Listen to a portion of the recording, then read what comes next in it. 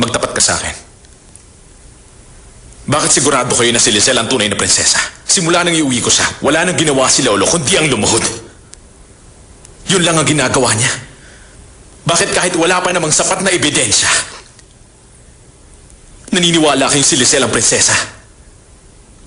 Para maayos ang lahat, kailangan kong malaman kung ano ang totoo. Kaya sabihin mo na. Pasensya na pero busy ako ngayon. Iniiwasan mo ba ako? Bakit? Sinabi mo nang si Papa ang dahilan kaya namatay ang prinsipe. Sinisikap ko nang tanggapin yun. Kaya huwag ka nang umiwas.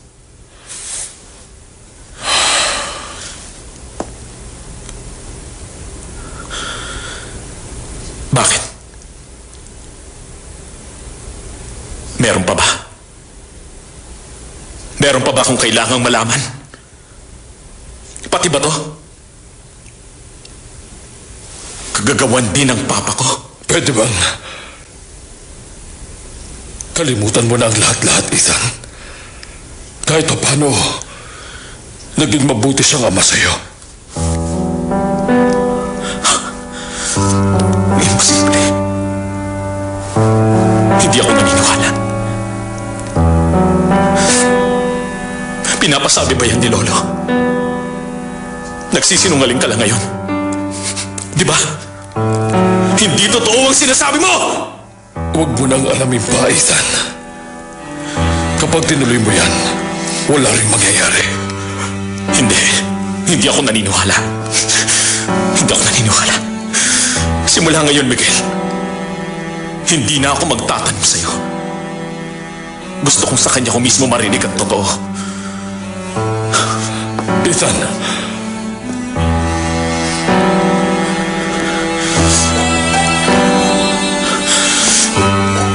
ako lang ba ang tao na hindi nakakaalam ng tungkol doon? teka, ano bang ibig mong sabihin? Alam ba ni Marga ang tungkol doon?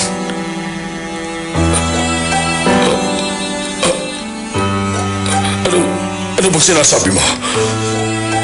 Ibig mong sabihin, naghihinala kang si Marga may gawa nito. Alam niya ba?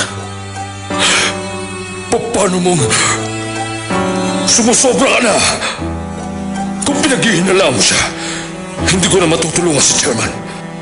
Yun ba ang gusto mong mangyari? Siyempre hindi. So ano pala? Oo, alam kong malaki na ang nagbago sa pagitan ninyo ni Marga.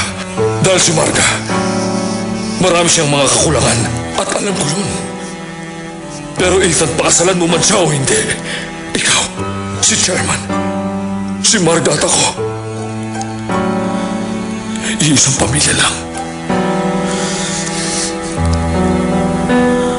Pasensya na kung nasaktan man kita. Pero wala akong mapagkakatiwalaan sa ngayon. Aalis na ako.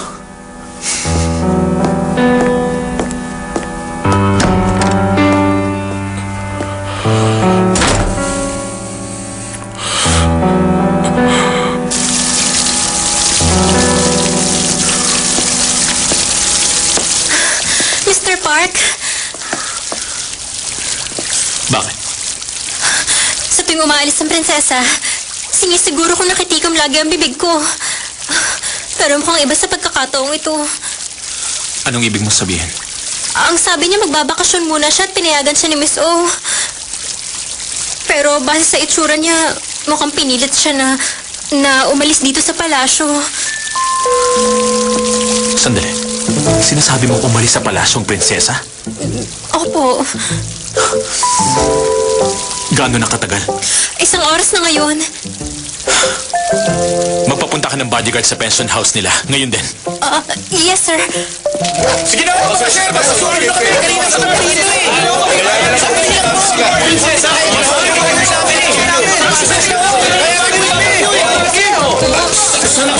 Sandali lang! Sige na! Sandali lang! Bakit ganon? Ano bang nangyayari? Bakit nagkakaroon nagkakagulo ang media. Pumunta po ba rito ang prinsesa?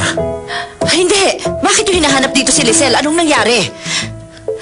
Maski si Dayan, hindi ko makontak ang cellphone. Sandali lang. May kinalaman ba to sa nawawalang incense pouch? Dahil barong kaya hindi makita si Lizelle? Dahil sa media, ni hindi ko man lang mabuksan ang pinto. Tama lang po yan, huwag niyo bubuksan ng pintuan. Ipapaliwanag ko na lang po sa inyo ang lahat. Huwag po kayong mag-alala. Aalis din ang mga reporter na yan oras na umalis ako dito. Iiwan ko na lang po yung mga bodyguard pansamantala para may makasama kayo.